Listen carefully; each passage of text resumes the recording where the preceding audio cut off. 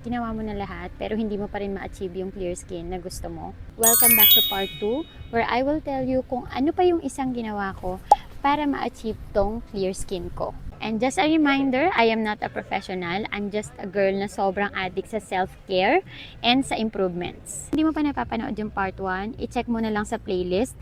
Doon tinuro ko kung paano ko ginagamit yung sulfur mask as a short contact treatment. Alam ko hindi naman perfect yung skin ko pero at least sobrang laki na ng improvement niya. So paano nga ba kapag hindi pa rin gumana yung sulfur cream at hindi pa rin nag-improve yung skin texture mo? Ito naman yung isa pang pwede mong gawin. Natutunan ko to sa isang skincare content creator and ang pangalan niya is Natalie. Dati rin siyang may fungal acne and textured skin. But now, tingnan mo naman kung gaano kaganda yung skin niya. Sobrang glass skin. And sabi niya, ito yung product na ginamit niya na nakapagpagaling ng fungal acne niya and nakapagpa-improve ng skin texture niya. So, hinanap ko yan dito sa Japan. Unfortunately, hindi siya available dito.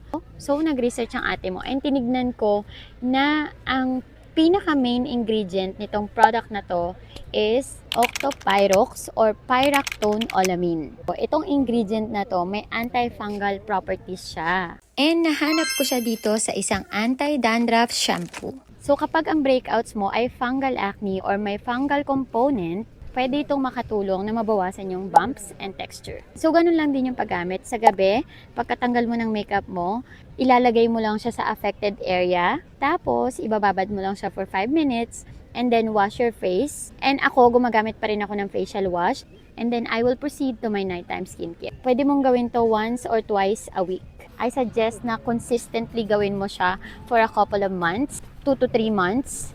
And just in case na hindi pa rin siya gumana, huwag ka mag-alala, may part 3 pa tayo. Meron pa akong isasuggest na isa pang products na nakatulong din ng malaki sa pag-improve ng skin texture ko. And kung gusto mong subukang gamitin tong same product na to, maglalagay ako ng link sa baba para sa mga nasa Pilipinas. Maglalagay din ako ng link para sa mga nandito sa Japan. Disclaimer lang, hindi lahat ng acne ay fungal acne. Kung sobrang lala, masakit, malalaki at namamaga yung mga breakouts mo, I suggest na mag-consult ka na sa dermatologist para malaman kung ano talaga yung cause ng breakouts mo and mabigyan ka ng tamang treatment sa skin mo. Thank you so much for watching. Stay cute. Bye! Mwah!